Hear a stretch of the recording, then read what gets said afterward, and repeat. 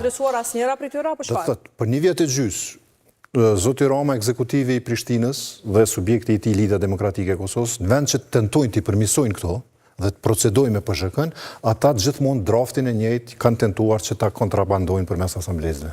Po, dhe cilat janë problemet kryesore në këtë plan përveç këtyre problemeve ligjore që i përmendni? Çka kërkoni si vendosje për ta kaluar këtë? Tash, ideja por është që jo çdo gjë, jo çdo dokument mundet me vënë në diskutim publik. Tash është e qartë që ky dokument i sjellur në kuvend është i jashtëligjshëm. Rrjedhimisht para se ti sjellet asamblezëve, ky duhet të largohen ato vërejtje të cilat i potencuam. Ato flitet për zgjerim të kufirit ndërtimor. Do të thotë me këtë PZK, me këtë draft, të cilin Çka i bie kjo? I bie krijimi vendbanimeve të reja. Zonat të cilat momentalisht nuk janë zonat banueshme, ku janë hapësirat gjelbërta, janë kodra, janë male, me PZK-n e re parashikohet që të krijohen vendbanime të reja. Kjo është njëra prej vetëve. Duke larguar dhe më shumë gjelbrimin dhe duke betonizuar, apo çfarë? Saktësisht kjo, Zoti Rama dhe në prononcimin për media e tha se parashihet 4 milion metër katror ndërtime të reja. Prishtina sot ka diku 12 milion metër katror ndërtime, do të thotë sipas PZK-s të prezantuar nga ekzekutivi i Prishtinës, rreth 30% pritet shtohet numri i ndërtimeve. Kjo do të thotë 30% më shumë beton. Kjo vijë ndërtimore kalon në për toka bujqësore, kalon dhe i rrezikon zonat e mbrojtura ujore, që është në kundërshtim me ligjin për ujrat. Pastaj është në kundërshtim me ligjin për tokat për shkak se disa projekte infrastrukturore kalojnë në për toka bujqësore cilësisë lartë. Ne në Prishtinë nuk është që kemi shumë toka bujqësore. Me këtë PZK dhe ato që i kemi, po parashikohet që të dëmtohen nga projekte të ndryshme infrastrukturore. Po para se të vim të kjo përmbajtja, është e rëndësishme që ekzekutivi fillimisht të eliminoj këto vrejtje të cilat i ka gjetë ministria, në mënyrë që dokumenti i cili po ju prezentohet asamblesë komunale të jetë i lehtëshëm dhe si i tillë pastaj të del në diskutim publik. Zoti Rama sot gjatë intervistës, gjatë paraqitjes së tij mediatike tha shumë të pavërteta. Tha që kemi bisedu lagje për lagje. Në dokumentin të cilin është dorëzuar ne asamblezëve, aty flitet për 6 diskutime publike që i ka bërë Zoti Rama dhe ekipa e tij. Edhe atë i ka bën vitin 2022. Vetëm në 6 lagje të Prishtinës ka qenë, 5 lagje të qytetit dhe në Ajvali. Prishtina sot i ka diku rreth 40 fshatra, vetëm për fshatra po flas, nuk po flas për lagjet të Prishtinës. Pastaj e ka formuar një farë komiteti konsultativ me ekspert jashtëm, i cili ka mbajtur 2 takime. Veç 2 takime i ka mbajtur. Njërin në shtator, njërin në tetor.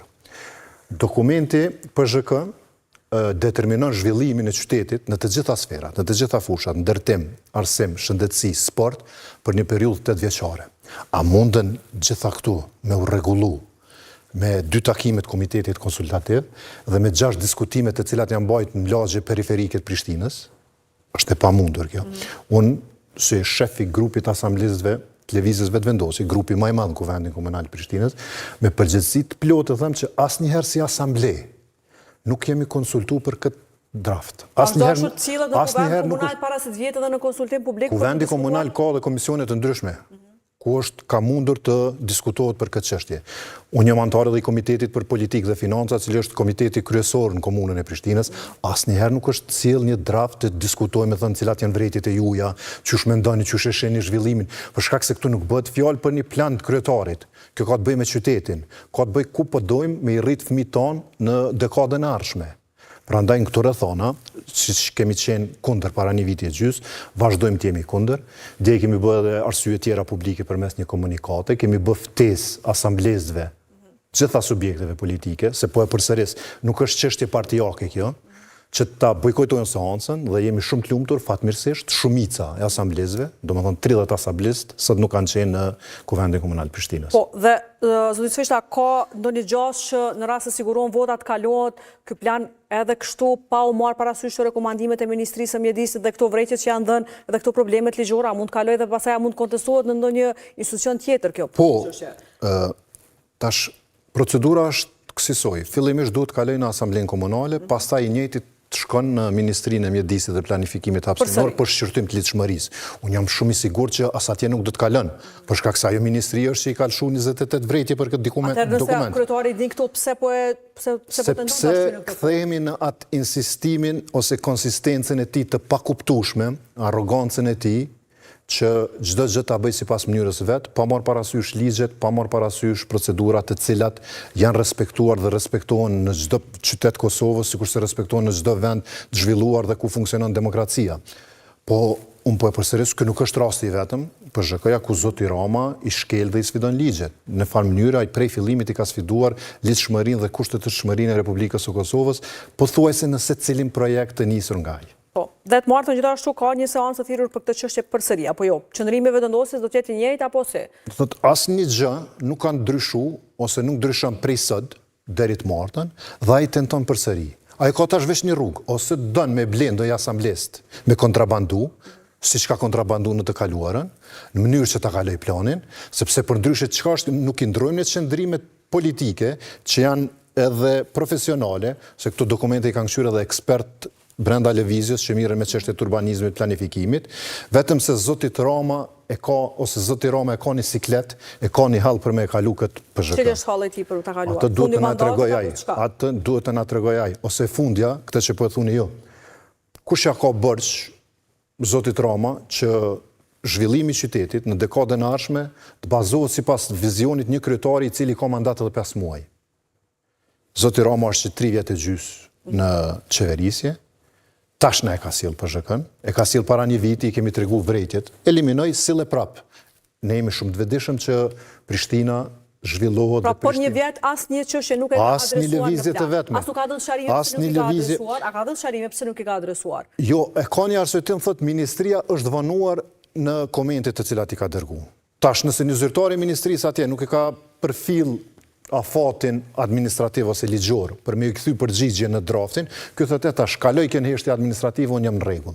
Në draftin cilën ne kemi marrë para 2 ditë dhe ato e kemi marrë me vit transfer. Flitet ose janë 300 faqe material, 50 harta. 300 faqe material, ne si asamblista, që nuk jemi profesionist fushës, ka profesioneve të ndryshme, është dashur të analizojmë për 72 orë.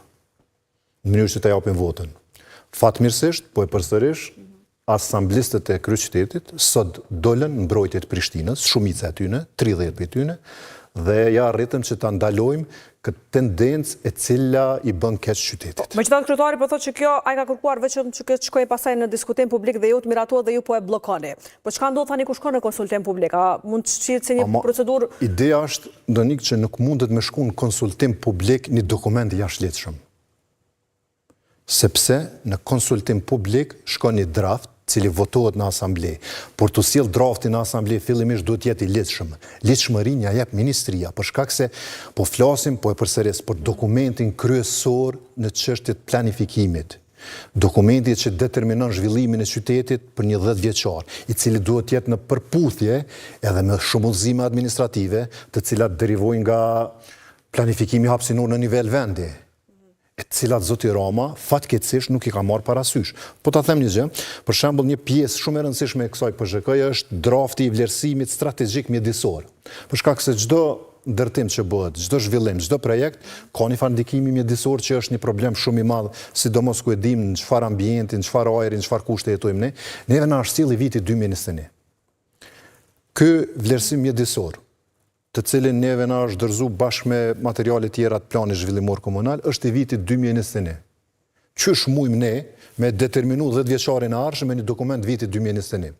Pastaj janë statistikat pasakta, cilat janë pjesë e PZK-s. Ne tashvonësh kanë dalë të dhënat e sakta nga Agjencioni i Statistikave të Kosovës. Pra bazohen statistikat? Bazohen statistikat vitit 2021, bile ato nuk janë statistikat sakta, janë vetëm vlerësime, sepse s'ka pas në vitin 2021 regjistrim, kryesisht janë të vitit 2011 dhe të vitit 2021. Nga rezultatet